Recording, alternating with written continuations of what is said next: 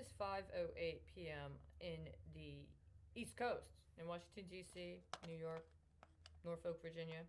It's 8 minutes after 5 o'clock. It's 4:08 p.m. in Dallas. I'm just following up here. I'm just going to make a reminder.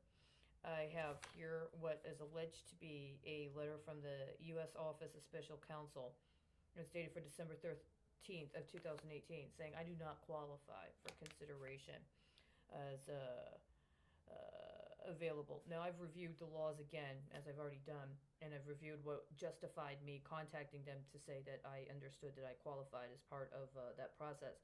I was not participating in a disclosure process, by the way. I was attempting to seek assistance with an ongoing investigation of criminal activity and efforts at obstruction of justice. They responded in the manner they did, said I was not qualified. However, I contend and dispute that.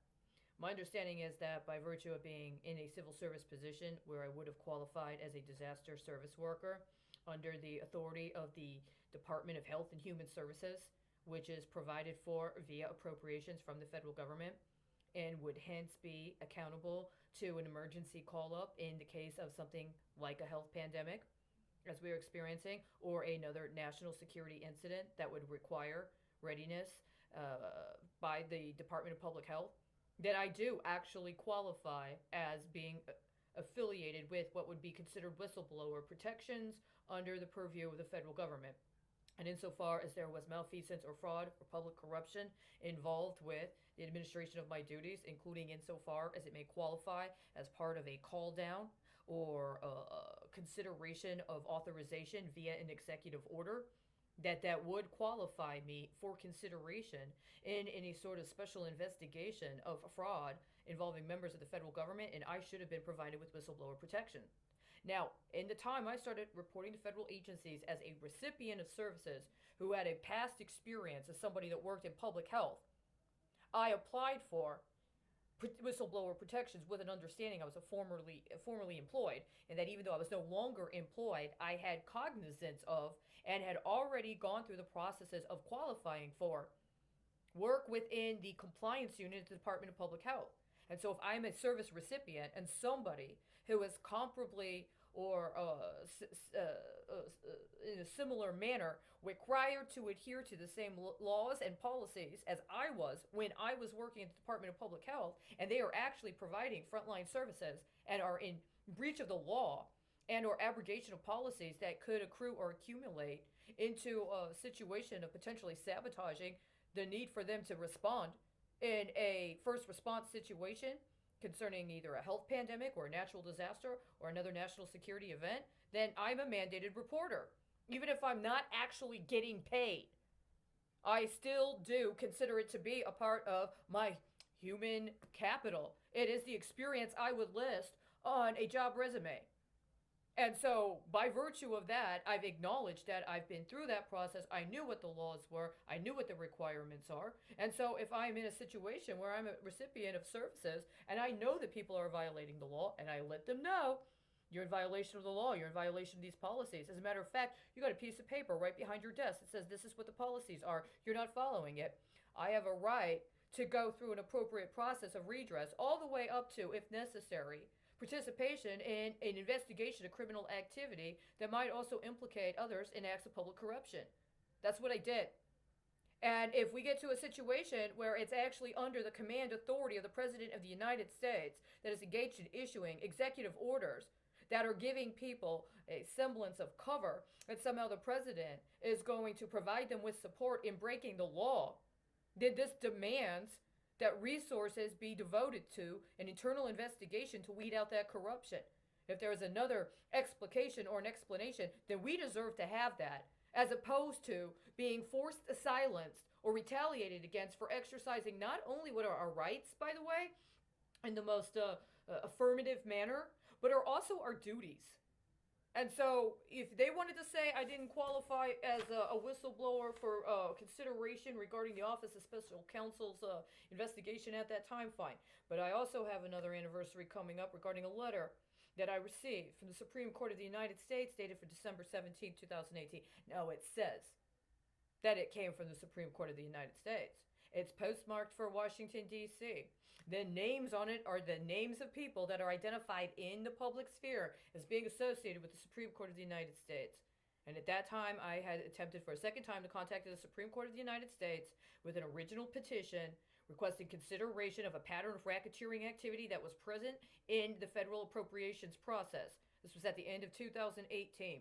I specifically chose at that point in time the respondents that I did because I understood that the manner in which they had participated in the appropriations process and abuse of the rules of procedure demonstrated an intent to defraud the people of the United States of America through engaging in conjunction with that pattern of racketeering activity that was evident in the procedural methodology by which they engaged a pattern of racketeering activity as opposed to actually going through with what they were legally required to do in terms of addressing their responsibilities related to the federal appropriations process. This comes under a concern that I have been trying to get the Supreme Court to address since I first filed in 2017. Under what authority is the current paradigm that has been worked during the Trump administration authorized? Is it under the authority of the President of the United States in terms of setting budgetary priorities that he's imposing on Congress? Or is it Congress engaging in a continued perpetuation of long-term acts of fraud and refusal to actually follow the law when it comes to the appropriations process, and then passing the buck to the president in order to sign off on a federal budget process that is itself evidence of a pattern of racketeering activity that now has gotten so significant and so severe that they're not even telling us what they're doing. And in the course of this, in the last 3 years, there have been at least 2 instances when they have gone to and put onto the President of the United States the responsibility for signing appropriations that are not at the time they go to him actually authorized and backed up with legislation. The legislation either expired and Congress refused to do the job of renewing the legislation or passing a new piece of legislation, or in another case, it had to do with misrepresentation of what the official legal policy was and the actual legal backing for policy implementation was based upon refusal to challenge unconstitutional acts that had been put into effect via executive order. So all of these things have legal remedies. There are ways that the Department of Justice could have provided a check and balance. There are ways that Congress could have provided a check and balance. There's also ways that the executive branch, not exclusively the president, by the way, could have also provided a check and balance in order to address the actual situation regarding the federal appropriations process and how it is that we've come to this situation with so much misrepresentation. Now, if somebody decided they were going to create some sort of screen and have me run in isolation and interfere with my efforts and sabotage my efforts and commit acts of securities fraud, like when you send me a letter and say it's from the Office of Special Counsel. Commit acts of securities fraud, like when you send me a letter and say it's from the Supreme Court of the United States.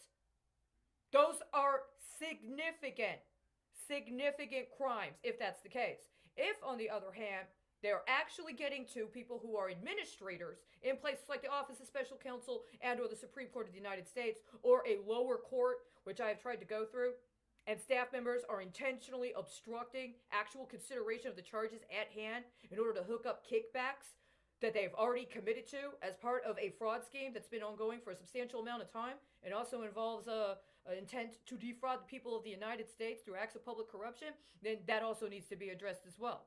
But the point of the matter is that there were already several remedies that had already been potentially put into motion, obstructing those and providing and refusing to provide a means by which to go through an appropriate process of due process in order to address these issues constitutionally has long-term consequences and ramifications. And I am not going to support an alleged effort to discuss what's going on with COVID-19 as if it is merely something akin to a public health pandemic that requires us to cede all of our constitutional rights into a regime that refuses to hold itself accountable the most basic standards for what its job is.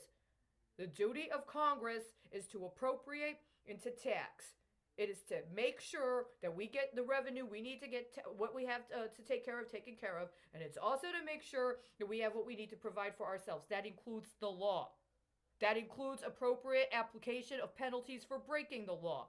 That does not include diverting and misusing all of our resources in order to reinforce a smokescreen to cover up for rampant public corruption. That is not an appropriate use of resources, and it is unacceptable to force nationalize all of the property and all of the contributions of the people of the United States in order to continue perpetuating the fallacy that they have the financial capability to sustain their corrupt regime. They don't.